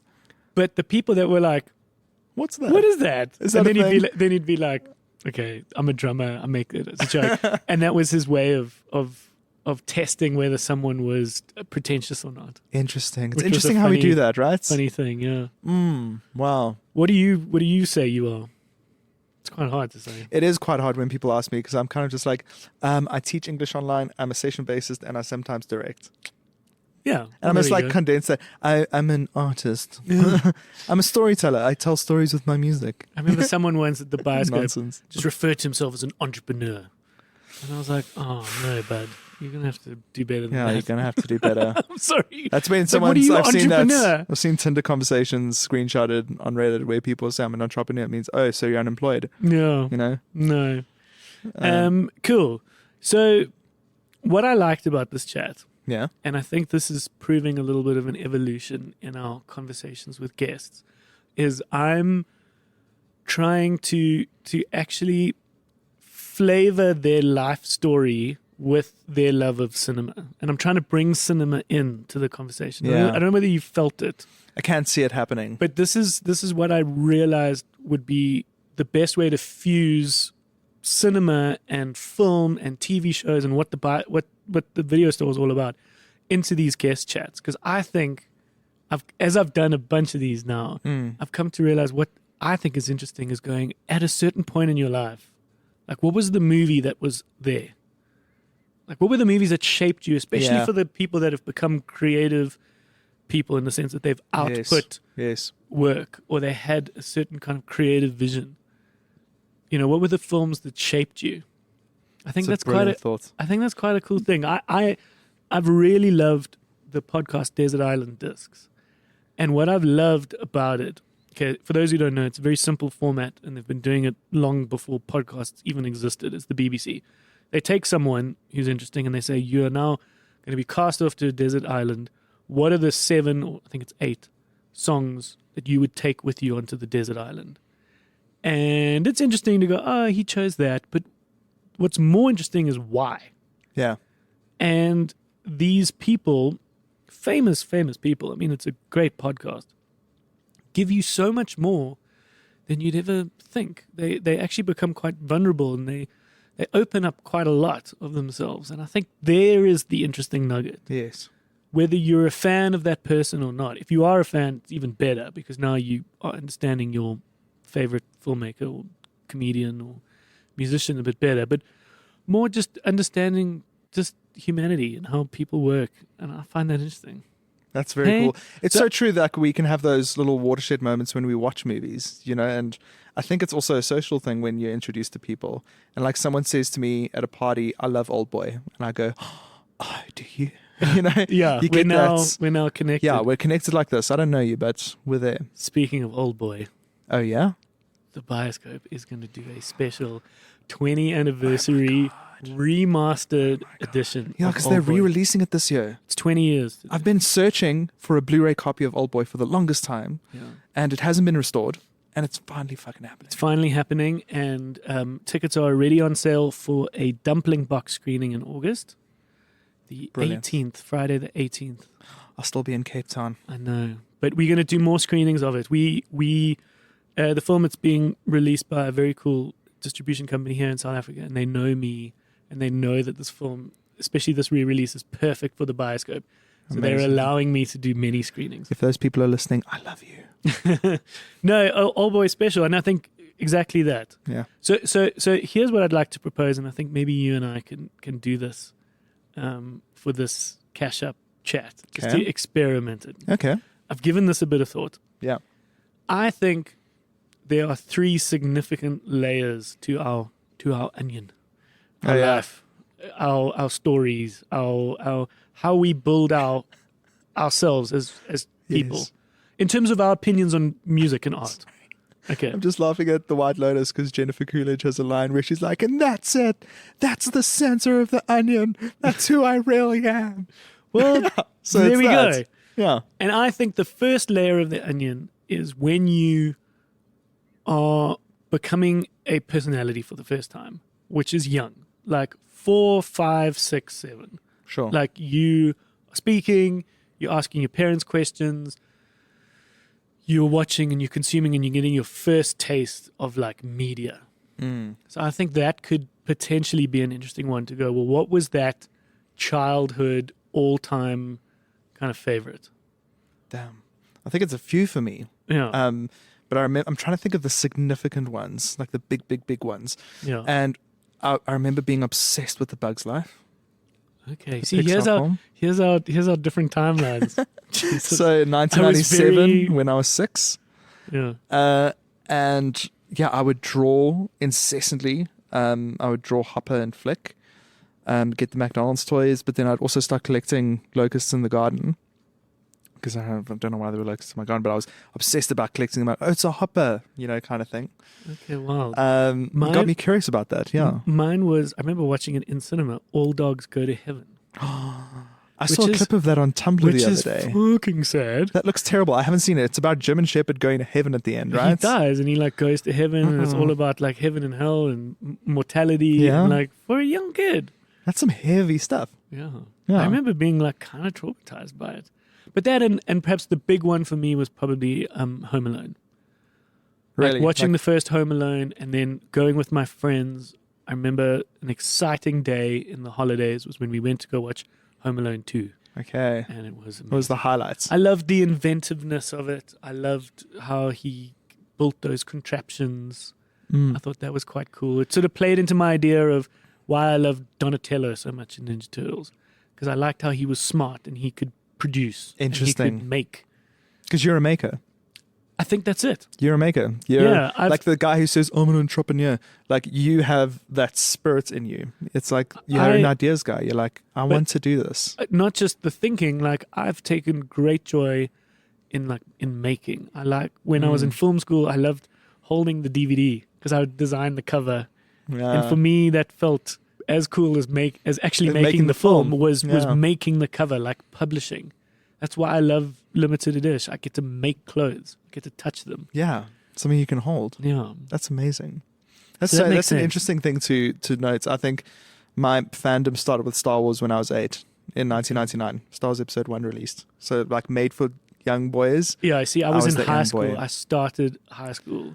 Okay. And I watched Episode 1 and I remember being blown away by it. Yeah. Seeing that underwater village and seeing the Pod racing. Oh. Yeah. Okay, so the first layer of the onion is that. Okay. Is that It's childhood. that childhood obsessiveness. Then the next layer, I think, comes more around 15, 16, where I think you are at your most fanatic, Okay. where you have the ability to seek out something more. You're not just taking what was given to you from your Yes. parents. You start to read your own magazines. Yeah, and I remember that was You the know. point where I was probably the biggest Foo Fighters fan. I've always I would consider them my favorite band of all time, but Yeah. but the fandom peaked there. Where you actually kind of obsess and Yes. read and want to take it all in, and you kind of do see them as absolute heroes. You can't imagine any of your heroes are flawed. Oh yeah, they're gods. To Yeah. you. Was And so for and- me, that was Yeah. the movies become a little more risque at that point, or a little bit more cheeky, or a little bit more grown up. Okay. So you're watching a movie at 13, 14, 15 that was probably more made for 18, 19, 20. So you it's when you want to grow up, which I think is an interesting time. So for me, that was a movie like Biodome with Pauly Shore and Stephen Baldwin. no idea. No idea what's in, yeah. Absolutely no idea. What is it? What's the back of the box? No, it's a silly Pauly Shore movie. Okay. He had a very particular kind of time in the 90s where he played a particular kind of stoner character. Okay. Him and Stephen Baldwin are these two loser dudes who think they drive past this experiment, this great scientific achievement where people are going to put themselves in a sealed off dome to try and grow and plants and test that the atmosphere can remain unchanged for a year. Okay. That's happening while these two stoners drive past, think it's a shopping mall and they need a wee. So they go in to what they think is a shopping mall. They can't find a toilet. And they end up getting stuck in the biodome. But it's a dumb stoner comedy. Okay. It aged like a fucking glass of fresh milk. It's not timeless comedy in It's any a way. cool premise, though. I'm curious. Oh, no, Kylie Minogue's in it. Oh, is She's she? one of the scientists. Oh, okay. Michael and I are watching it. It's great. It's harmless. Okay. But that's the one I kind of obsessed over in that regard. Which is not fucking high class cinema in the slightest. Then it takes me because perhaps you can think about what the second onion layer would be for you. But while you're thinking about it, I'll just present what I think should be the third one, which is like your varsity 20s era, Okay. where you then are perhaps reading the books you feel you should read. You're crafting your intelligence. You're crafting your opinion. I think that's an interesting time as well. That's when you watch like Gondry. Oh, wild. And Yeah. you have opinions like, you know, The Usual Suspects is the best movie of all I time. know, that's teenage years for cinephiles. I'm getting into that. Okay. So- No, for me, that's older than teenage. Okay, A interesting. little bit. Eternal Sunshine of the Spotless Mind was one of those movies for me. Where I was like, fuck, Okay. this is like the culmination of everything. Yes. Okay, what is your second layer? Okay, I think that it was around the time that I was starting to like deliberately like watch movies because I was enjoying them a lot. Yeah. And I found an Empire magazine top 250 movies is voted by Empire readers, film professionals, film critics. You're still in high school at this point. Yeah, right? still in high school. Okay. And I think I started to like look at this list and it was like, okay, cool. Number 1 is The Empire Strikes Back as voted. Star Wars Episode 5. And then Alien is 5. And Okay. then you start to see On the Waterfront and all these different movies. But And so it you was- were seeking those out. 'Cause Yeah. You were seeing them and I think I was like listed and you were like, this is what I have to watch. blossoming into a film fan, like a Mm-hmm. cinephile. But the start of that, if you're a white male, is a film bro. And I was 100% a film bro. I was like, okay, it's that era of discovering 90s like counterculture, Pulp Fiction, The Goodfellas, and The Usual Suspects, Yeah. and Fight Club. I had friends in high school go like, I would quote movies and they'd be like, how can you quote movies? Like, how is it that you know the word? The Exactly, lines? yeah. Almost like I was a little, like Weirdo. a little Yeah. uncool for doing that. And I No, was like, what the hell? What? Because they were No. they were sport bros. Oh, okay. And then what I loved is that when I then went to varsity and was surrounded by all those people like me, I was like, okay, I'm Okay, fine. cool. I'm fine. I'm home. I'm now. okay, yeah. This is where I belong. But I think Like that everyone here can quote movies. I think that for me, the one that I watched the most, I think it was The Dark Knight. So being the film bro, that's like Chris Nolan and Zack Snyder are the best filmmakers ever. Because around that time, Zack Snyder had made Watchmen Okay. and 300. I remember thinking um, 300 was cool. That was varsity for me. Yeah, like when that came out, it was like, oh, this is fresh. This is something new. And Watchmen was ambitious and it was before Marvel, like at the start of Marvel. But then The Dark Knight was like, fuck. It was accessible, good filmmaking because it's Batman. And you go in and Wait, you're like, so was The Dark Knight high school for you? that came out, I think I was 17 when that Okay, came out. right at the end of high school. Yeah, towards the Yeah, end that of was it. very much post. I mean, like start of high post-school. school for That me was was post-school for yeah, me. it was Lord of the Rings, 2011, 2002, and 2000. That was 11, 12, and 13 was Lord of the Rings, and I was like watching it every day. Okay, well, that's the layer Okay. 2. The layer Okay, 2 the layer is, 2 is like the one that early. I thought it might have been later. I don't know. Yeah. Well, you know what it is? We're going to figure this out. We're gonna figure it out as we go gonna along, right? evolve it. Yeah. And I love the idea that we pick up these little pieces and terms and ways of phrasing. But I knew about it.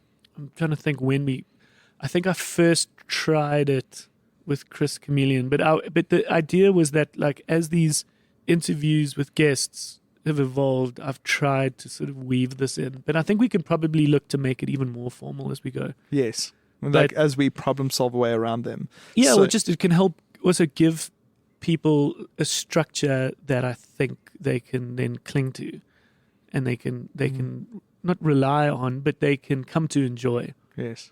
Because you literally get the person's whole life in Desert Island Discs. It's a phenomenal format, and that's obviously why it's worked so well.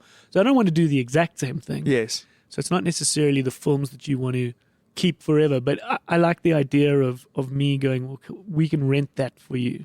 Like, Yes. as they say that film, it's like, okay, we'll rent that. Yes.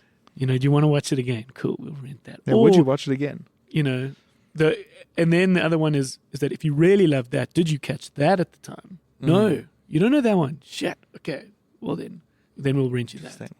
What was your third layer? What's the university layer? For me, Was it Gondry? yeah, it was probably a film like Eternal Sunshine of the Spotless Mind. Like I think that was just him at his best, him being Michel Gondry. I think that was the one that like. Oh, my second layer film. Sorry, I'm going to be a bit cooler. It's not fucking Biodome. Biodome's wrong. I'm too young for Biodome. That's primary school. Okay. High school was Amelie. Oh, Wow, that came out when you were in high school. That is a cool movie to have when you're Yeah. discovering movies. So I've had this really great lifelong friend. His name's Ian Groves. He's actually a very famous, established fine artist from Cape Town now. And he was my like childhood friend in primary school. And then he moved to Cape Town, like at the end of primary school. So my high school was spent without him in Joburg. And I would take these trips to Cape Town to hang out with him, like just on a holiday. And I remember him and his friend being like, you should see this movie. And I remember going, my fucking whole world is different now that I've seen Amelie. Like, for those who don't know, it's this really great French film. And it's the most appetizing, easy to digest version of what you'd imagine a French art house film to be. Yeah. Like it's the most accessible It is. way to experience the magic of that kind of movie, which is in another language, different kind of humor, different view on the world, different way of looking at things. Yeah, shot like in an extreme way. Shot in this beautiful way where, for the first time for me, I could appreciate composition and color and the artistic nature of actually making the film. Up until then, I'd probably just seen, this is the shot that works to make the shot. But this was someone enriching the color. Like, it was one of the first films I noticed where like color grading was big. It was this bright green and yellow. And of It's course, like when it's she's the most sad in bed, there's a blue lamp next to her. and it's suddenly, the most It's enchanting amazing. story, It's which is beautiful. basically it's the hypnotizing. story of this woman's life. Her name's Amélie. She is trying to make a career for herself in Paris, and she works in this beautiful cafe, but she's quite enchanting, and she has got this curious wonder about how she looks at the world, and she wants to help all the people around her. She fancies herself as this sort of superhero, but a good superhero that can do these things, and it's her falling in love, and fuck, it's a good movie. That's amazing. It's my favorite movie, and Hearing you talk about it, I'm like, I want to watch it again. and so that was my 16. That's my layer 2. Okay, that makes sense. That's a good layer too. Yeah. That's a film. I think it's the American Society of Cinematographers. I don't know if it's of all time or if it's of the 20th century. Because when did it come out? I don't know. Because it would have been 20th century because the director went to make Alien Resurrection after that, which was a fucking stupid idea. But it's rated the most well-shot film by the American Society of Cinematographers. I think it's cinematographers.